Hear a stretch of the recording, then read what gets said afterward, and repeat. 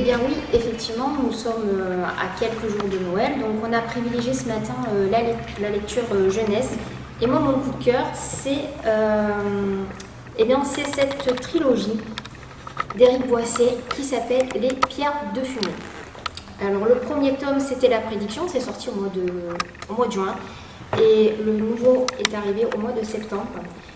Et c'est vraiment un gros coup de cœur. Déjà, pour vous situer, qui est Éric Boisset? Éric Boisset, c'est un auteur qui a écrit Le Grimoire d'Arcandias, qui est assez cultissime dans la littérature jeunesse. Ça a été porté au cinéma l'an dernier avec des acteurs tels que Anémone, Isabelle Nanty ou encore Christian Clavier. Ça a été un énorme succès.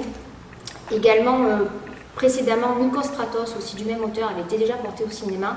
Donc pour vous dire quand même, c'est quand même quelqu'un d'assez prolifique. Et là, il nous revient avec une nouvelle trilogie qui est assez dense. C'est très difficile à vous expliquer, vous le décrire. On est dans un monde qui lui appartient totalement, avec des personnages hyper attachants. Les deux protagonistes de cette trilogie, ce sont des jumeaux, Liam d'un côté et Eléa. Ils ont à peu près 13 ans, ils vivent avec leur père depuis le décès de leur maman. Et on sent très vite que ces deux personnages ont des prédispositions assez particulières, à savoir que Liam, depuis ses 13 ans, a une force assez surnaturelle, et Eléa, elle, a un côté plutôt magique. Elle prépare des potions. On sent chez elle un pouvoir de guérisseuse, on va dire. Le début de la prédiction commence avec des meurtres d'enfants, assez sordides d'ailleurs, inexpliqués. Et très vite, on pense que c'est ce peuple un petit peu oublié qui s'appelle les Roumajades. Qu'est-ce que c'est que des Roumajades? Les Roumajades, ce sont des énormes reptiles à pattes très violents. Mais il y a eu une guerre dans le passé entre les humains et ces Roumajades, et bien évidemment, on n'en a plus du tout entendu parler. On pense que c'est une légende. Eh bien, pas du tout. Les Roumajades existent vraiment, dans le livre, j'en ai pas croisé sur la Canebière encore, je pense pas.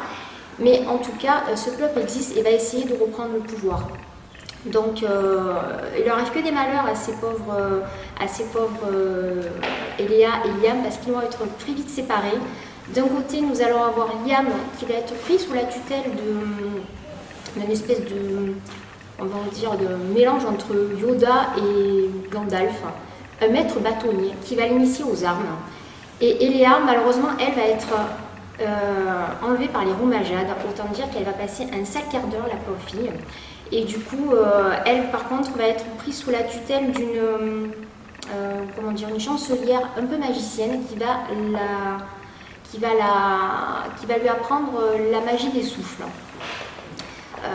Donc voilà, donc c'est tout cet univers-là qui est très compliqué à résumer. Alors, je vous ai vraiment dit le dixième de ce qui se passe là-dedans, parce que c'est très dense, c'est hyper documenté, c'est un travail de malade. Chaque tome fait 400 pages, c'est un univers vraiment super dense, c'est très intelligent, c'est bourré d'humour, autant dire que c'est super addictif. Donc franchement, c'est un super coup de cœur. Je vous invite à le mettre sous le pied du sapin ou ailleurs. En tout cas, je vous invite vraiment à vous le procurer. Et puis là, effectivement, il n'y a que 2 tomes. Donc j'en profite aussi pour faire un appel quasiment mondial à Éric Boisset, pour qu'il se dépêche à écrire le tome 3, parce que là, franchement, voilà, on attend avec impatience le tome 3 des Pierres de Fumée. Donc voilà, c'était mon gros coup de cœur.